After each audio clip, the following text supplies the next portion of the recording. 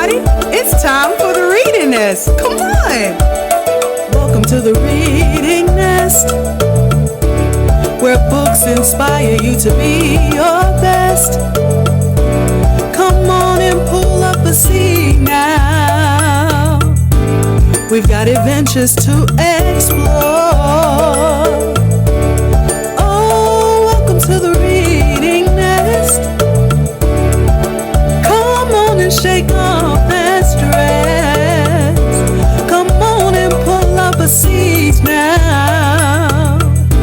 Grab a book and dive right in. Okay, find your listening ears.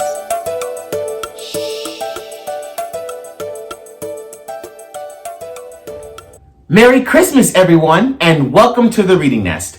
I'm Patrick, and I'm so excited that you joined me today for a very special Christmas episode here at the Nest.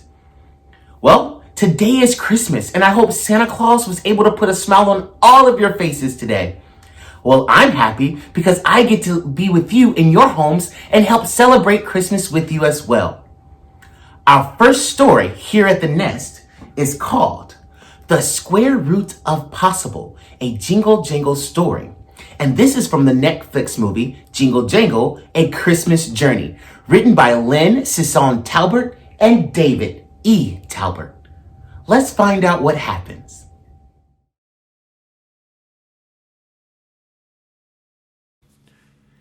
Journey loved to make things. She liked to tinker, to engineer, to invent. When she was hard at work, puzzling her way from a pile of parts to a brand new creation, Journey saw things, beautiful things. Formulas, equations, numbers, logic, paths from here to there, from start to finish, from problem to solution. Journey saw things that shouldn't be possible. She made things that shouldn't be possible. But because Journey believed in them, they were. It's a wonderful thing to see impossible things, to have extraordinary vision. But it can be lonely too, when people don't see what you see. You get it from your grandfather, Journey's mom said with a funny smile. Journey had never met her grandfather. All she knew was his name was Jeronicus Jangle. He lived far away. He was the greatest inventor of all time. He used to make the most marvelous toys and inventions, Journey's mom said. She always looked a little sad when she talked about her father, Jeronicus, but proud too. Journey wanted to meet her grandfather. She wanted to meet someone who was like her, who saw the things she saw. She wanted to work side by side with the great inventor, Jeronicus Jangle. And so Journey set off to Cobbleton. But when Journey found her grandfather, there were no glowing formulas. There were no dancing numbers. There weren't any tools or materials or notebooks filled with scribbled notes. There was just a grouchy old man who didn't seem very happy to see Journey. This was a problem for sure, but Journey loved problems. Finding the solution was always so satisfying. Jeronicus Jangle had lost his jingle, and Journey was going to help him get it back. Journey's grouchy grandfather was poking at something interesting. It didn't look like it was going so well, so Journey decided to help. She scribbled a glowing formula in the air. Words and numbers, truth and magic.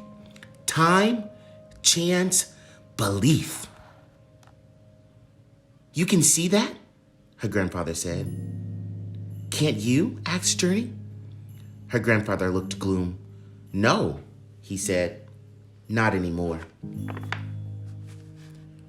Journey stayed up late that night, thinking about the square root of possible. There was a variable missing from her grandfather's life. His crankiness had been multiplied by boredom, which was bad enough. But the long division of lonely, that was the real problem. What Jeronicus Jangle was missing was fun. Fun would balance the equation. Fun canceled out bitterness. Fun subtracted sadness. In the morning, a fresh coat of snow blanketed Cobbleton. It was beautiful, and more than that, Journey happened to know what snow added up to. Journey knew just what she needed to do. Splat! Her snowball socked Geronicus right on the head. Journey giggled. Bullseye! For one terrible moment, Geronicus Jangle looked grouchier than ever. Come on, Journey thought. The square root of possible and the fourth snowball theorem dictates an equal and opposite reaction, so react! And then he began scribbling furiously in the snow. At first, the symbols only glowed faintly, but as Journey's grandfather built a fearsome new formula, the letters and numbers began to burn in the air. Nobody but Journey and Geronicus could see them. Nobody but Journey and Geronicus believed in them. But that didn't mean they weren't real. They were the realest thing ever. Powered by the pure math of mischief, the snowball whizzed through the crowd. It swerved around corners. It hopped over lampposts. Journey dodged and ducked, but the snowball had a vision. Splat! Journey had never been so happy to get a face full of snow in her whole life.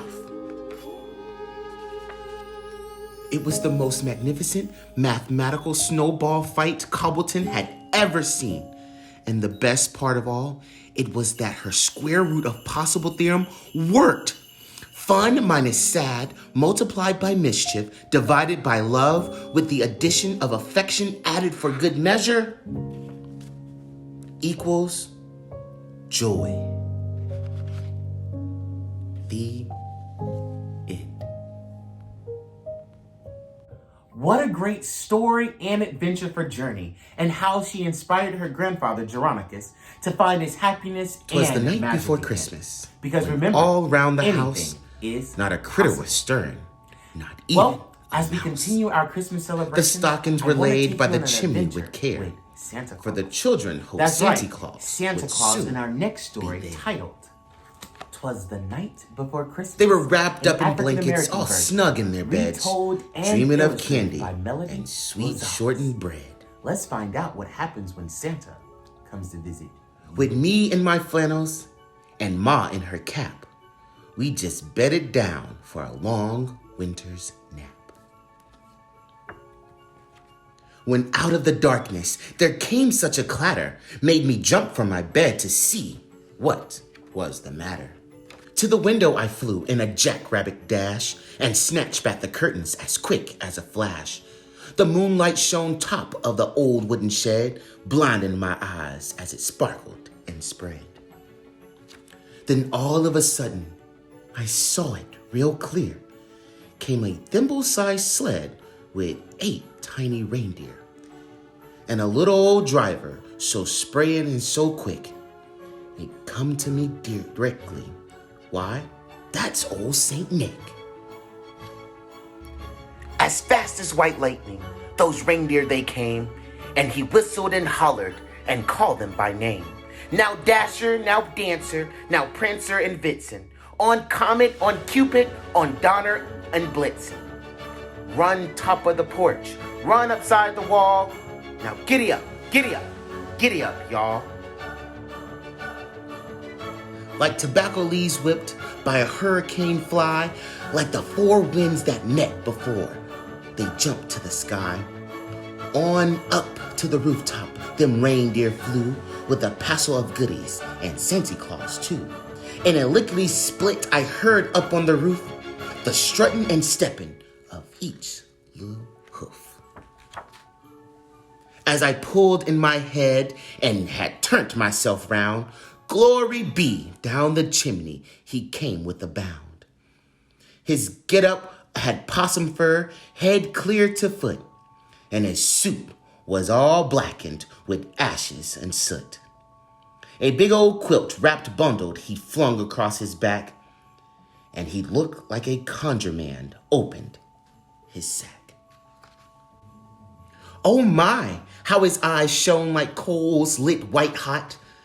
His cheeks puffed like bread pudding baked in a pot, with his cotton white hair peeking out from his cap, and skin like molasses. He looked just like my pap. He was jumping and hopping, doing a pigeon wing, and I tried not to laugh when he started to sing. An old corncob pipe he gripped tight twixt his teeth, and smoke circled his head like a Georgia pine wreath. With a wink of his eye and a nod of his head, he gave me to know that I need not be afraid. He went bout his business, kept straight at his work, stuffed all them stockings, then turned round with a jerk. Whilst laying a finger alongside his nose, with nary a word up the chimney he rose. He jumped on his sled, he gave his reindeer a holler, and away they all flew like a hard-earned dollar. Then I heard him shout back when he got out of sight, "Merry Christmas to all. Y'all sleep tight." The end. I hope you enjoyed all our stories here at the Nest. From my family to yours, Merry Christmas. And until next time, bye.